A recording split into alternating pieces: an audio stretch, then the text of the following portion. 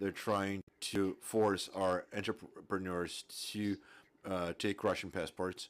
And as arguments, they say that the senior citizens will not receive pensions if they unless they take Russian passports, and entrepreneurs will not be able to work unless they take Russian passports and register in some pseudo tax inspection.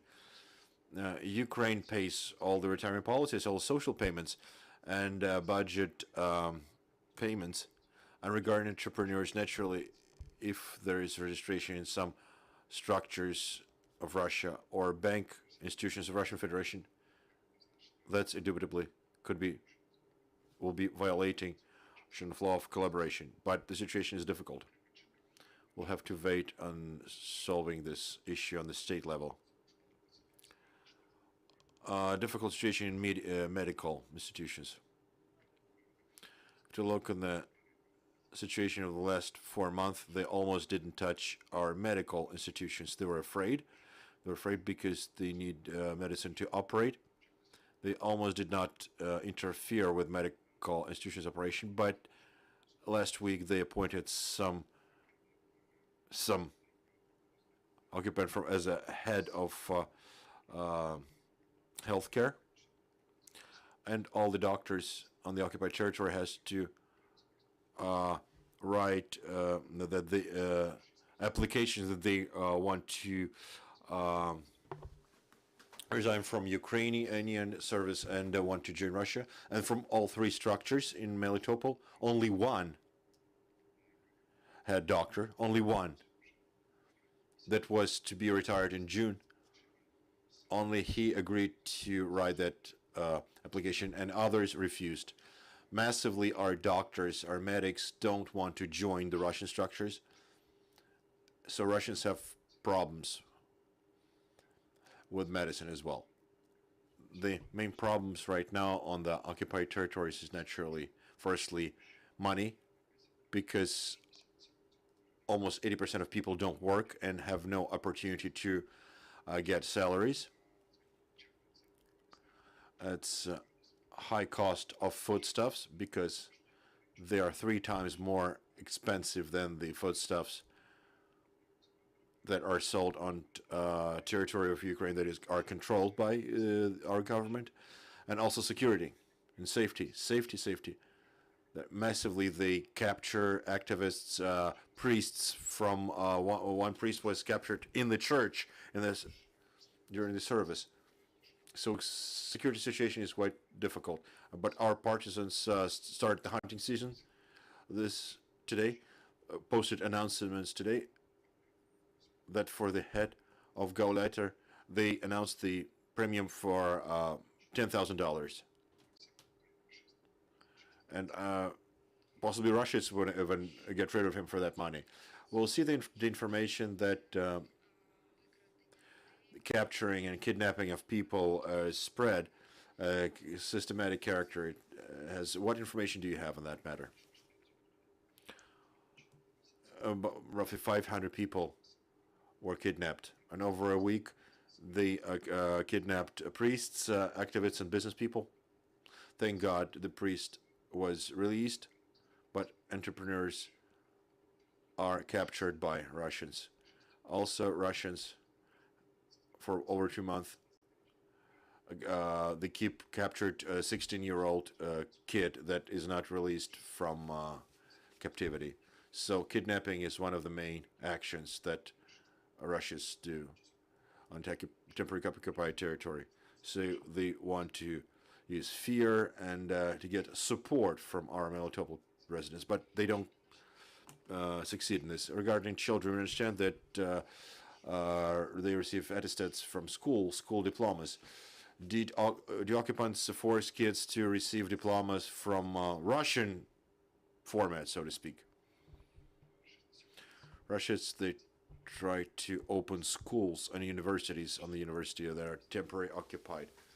They don't succeed due to resistance of our employees, that teachers. After 2,700 institutions of education, and less than 300 people agreed to work. All the spheres, they use all the tools, Russians, the propaganda and threats to force kids to come to schools on the 1st of September in Melitopol. But there is no support from parents to send their kids to Russian schools.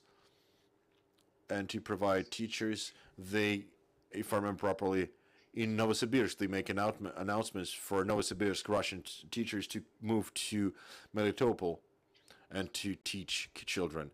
Today, they cannot start launching schools.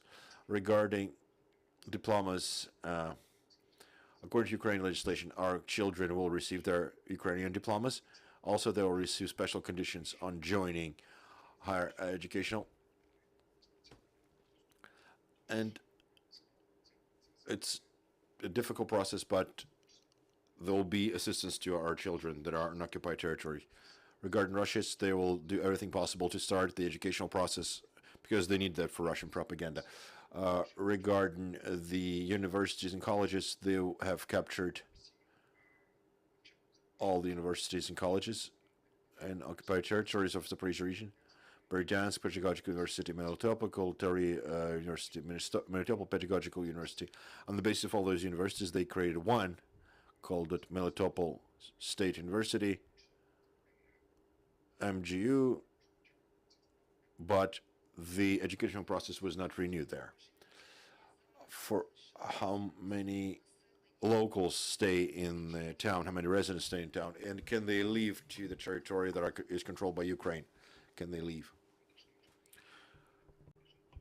We can say 3 weeks ago, when we had Ukrainian cell phones working. 3 weeks ago was about 70,000 residents. That's half of regular population of Melitopol. Today it's less because every day people leave. Right now there is an opportunity to leave, just some criteria.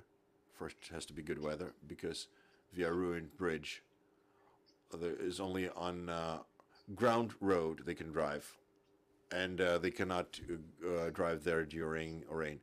And money, it costs a lot, because Russia's on their roadblocks, they take money from civilians, from 300 to 3,000 hryvnia for letting them pass to Ukraine. There is such an opportunity, and each day people leave. Over 20, 30 vehicles every day. You said that 500 people disappeared, were kidnapped by Russians. Do we possess information where those people are? What is their status? Where they're kept? About their well-being? There's no official information. We just have data from people who came back from captivity. Some were there for 3 hours, some for 2 months. Like head of Melitopol Council was captured for 2 months. After that, he was released. But we always don't know for sure where exactly the captives are located, because minimum there are 4 or 5 bases where they keep the captives, and to each captive has a different treatment. So it's a separate topic,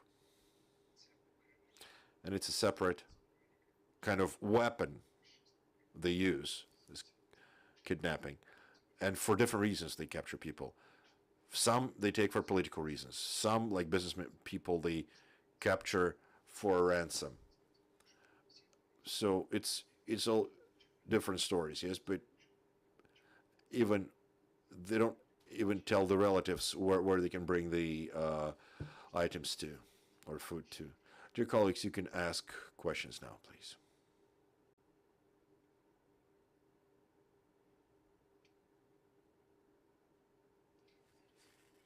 One moment, please.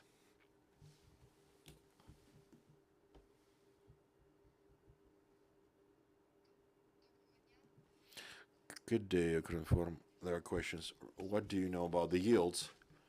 Is there anyone who will harvest the yield? And is there a place to store the yields? Firstly, from all evaders that are in occupied territory, the grain is removed. Every day there's guard convoy from Melitopol 30 to 50 trucks, over 1,000 tons per day, Russians steal from Melitopol, the Melitopol district. They stole from mostly pretty much all the elevators. About their next yield, the next criteria, they say, from some they say they'll take 50% of the yield, from some they will take 70% of the yields, and they name the price for which they can procure the yields. That's less than $80 per metric ton.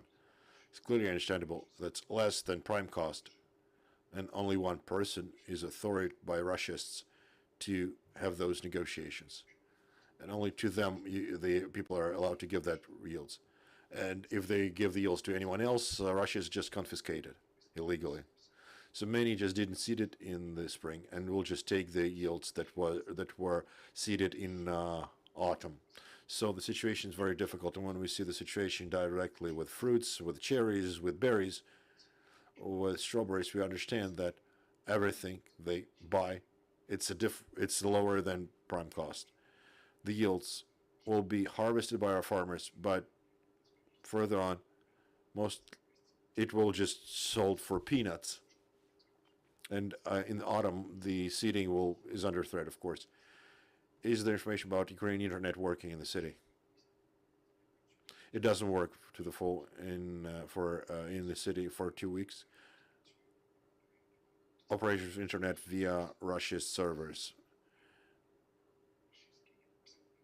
via Russian pseudo internet. We advise residents use it only with VPN to have full access to networks, to messengers, so forth. Understand, is it possible to renew internet, or is it impossible?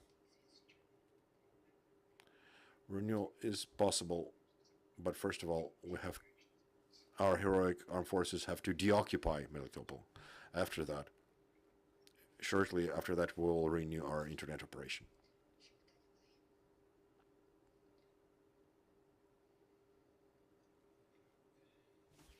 There are a lot of people leaving every day. So I would like to know, where do they go mainly? To Zaporizhia or to Dnipro?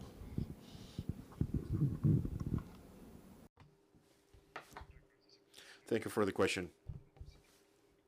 It's very topical because today we can say that any city that is temporarily occupied split into 3 parts. First part, it's located in the people just stay in occupation. Second part, people who leave outside of occupied territories into Ukraine. And third part, who go abroad directly. From Melitopol, mostly people go to Ukraine, but in different cities. And the criteria are different. Somebody have relatives in certain city, or have some friends, or found some shelter. For the most part, a lot of people just stay in Zaporizhia. Last week, our team opened a center to help occupied towns of Zaporizhia region, to where people can come and receive consultancy. And in figures, over a week, we processed over 1,000 of our residents with help from the occupied territory in the Zaporizhia region. To where they go, it's a different towns of Ukraine, different cities. We can say for sure that in the territory of Zaporizhia region, it's over 5,000 of Melitopol residents. Thank you, Ivan. It was Ivan Fedorov, Mayor of Melitopol, and I thank you for joining us today. Dear friends, I would like to remind you that at 2:30, Alexander Motizanik, the Speaker of MOD, will join us, and we will speak about the situation on the front line. Please stay with us.